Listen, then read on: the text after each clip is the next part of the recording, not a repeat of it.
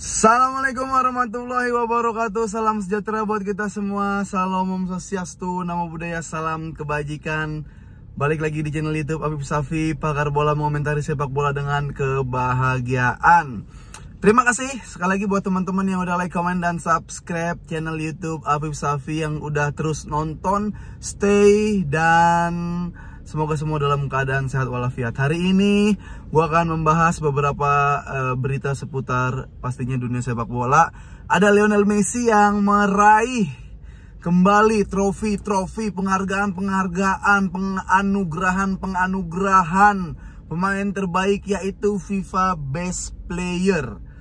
Ya, FIFA Best Player dimenangkan oleh Lionel Messi. Dan kita akan bahas timnas juga yang kalah 3-1 melawan Irak di Piala Asia 2023 di Qatar. Dan ada alasan Safi harus dipecat. Nah, jadi kita bahas Lionel Messi dulu. Ini dia lagi-lagi berhasil meraih kemenangan menjadi pemain terbaik FIFA Best Player. Jadi yang gue sangat sayangkan adalah ini kan di Indonesia ya teman-teman, ini mau pilpres, lagi pada benturan, paslon-paslon, pendukung-pendukung paslon lagi pada benturan, anak-anak juga udah mulai ikutan. Dan mendapatkan kabar Lionel Messi meraih FIFA Best Player, pilpres aja ini berita jadi simpang siur. Jadi ada yang udah debat-debat, ngotot-ngototan, gontok-gontokan teman-teman kita. Ditambah lagi Lionel Messi mendapatkan FIFA Best Player. Ini bisa perang saudara ya, Indonesia kembali. Banyak pasti beberapa orang yang nggak terima karena selain Messi yang jadi juara, ada yang nggak ada. Gimana tuh? Ada yang tidak terlihat di line up starting 11 FIFA Best Player. Ya, dari kiper, dari ujung. Coba deh kalian perhatiin dari ujung ke ujung, ada yang kurang gak sih? Atau emang wajar? Gue nyari kayak mana ya nih yang nggak ada. Nggak ada. Jadi buat kalian yang mau mencak-mencak, titip pesan gue ya, kalau misalkan mencak-mencak Messi itu anak FIFA ketika Messi menang Ballon d'Or, itu kalian pertama salah, karena Ballon d'Or itu dari France Football, bukan dari FIFA.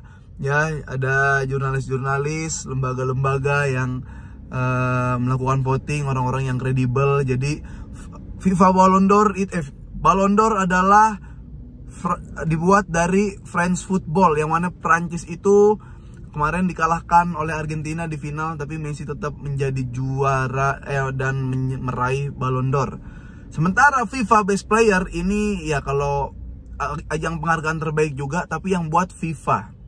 Dan banyak yang milih, diantaranya adalah kapten-kapten dari tim nasional.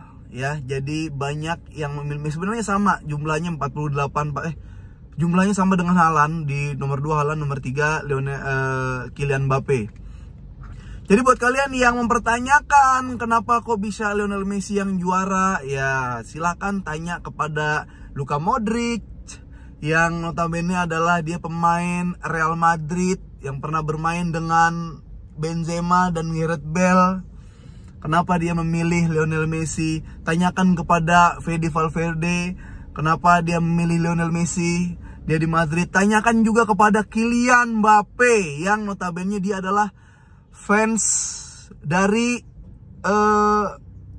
Ongri. Nah, jadi tanyain sama orang-orang, tanyain ke Virgil van Dijk yang dikalahkan Lionel Messi, back tangguh dari Liverpool dan Netherlands. Tanyain kapten-kapten yang jelas-jelas mereka ngerti bola, yang jelas-jelas mereka tahu situasi di lapangan, yang jelas-jelas mereka punya kapasitas dan kredibilitas untuk melakukan voting. Tanyain ya, jangan tanya ke siapa dah tuh, milih gak tuh. Kan udah nggak kapten ya dia. Jadi udah ada di situ dari kiper sampai striker, semua gua sih fine fine aja. Jadi bukan syarat ya, gua pengen ngasih tahu untuk pembenci Messi atau yang rasa saingan sama Messi, obat satu-satunya adalah damai. Damai aja sama keadaan, damai aja sama situasi. Ucapkan selamat, kalau nggak usah juga nggak apa-apa ya. Karena yang ngerasa saingan sama Messi semakin ngejar semakin stres menurut gue. Semakin kejar semakin jauh ya, semakin kejar semakin ya udah ya.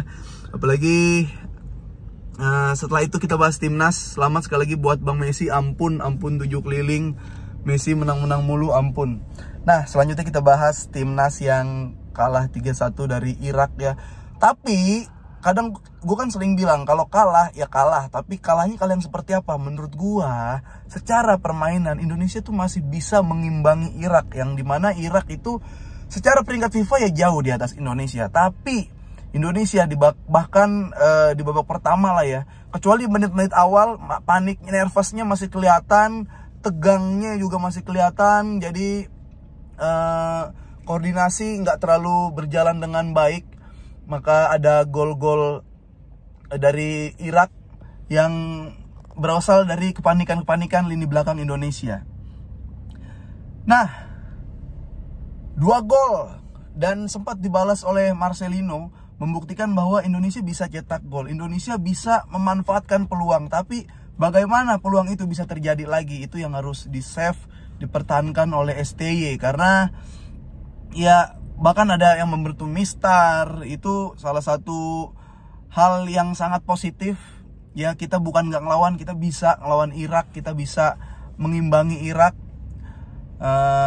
Dan yang sangat gue sayangkan adalah ketika lini tengah udah mulai mau ada rotasi, Kambuaya, Klok mau masuk, itu masih 2-1 skornya. Tapi ketika dia mau masuk lapangan, Indonesia kembali kebobolan.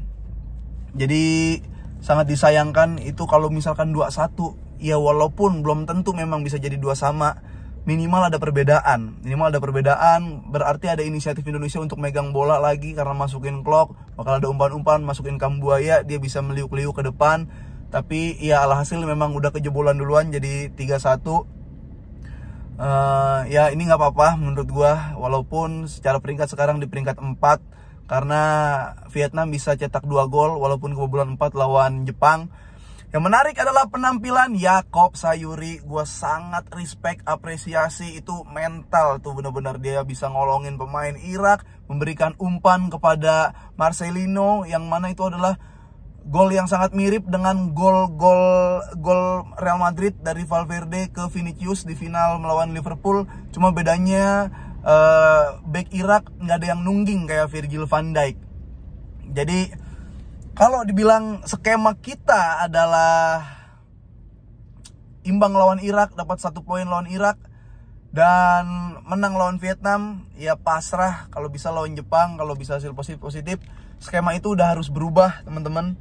Ya mau nggak mau, ya Vietnam harus all out, karena kita ya memang setara lah bisa dibilang kekuatan. Bahkan harusnya udah bisa di atas Vietnam. Vietnam harus menang. Justru kejutannya harus terjadi di Jepang. Gue nggak tahu ya, maksud gue gini, kalau gue jadi STY dan banyak desakan dan ini adalah ujian terakhir, ya gue sih pengennya ujian terakhirnya abis AFF lagi ya, AFF. Tapi kalau emang ini ujian terakhir dari Sintayong, gue bakal manfaatin kesempatan ini sebaik mungkin. Kalau ada yang bilang menang bermartabat kalah terhormat, ya dua-duanya benar. Menang bermartabat karena menang susah lawan Jepang, kalah terhormat ya, tapi kalah tetap nggak dapat poin, berpotensi tidak lolos. Mending imbang tapi tapi buat rekor. Maksud gue gini, sekalian aja main di belakang semua, di depan gawang, alingin gawang 11 pemain.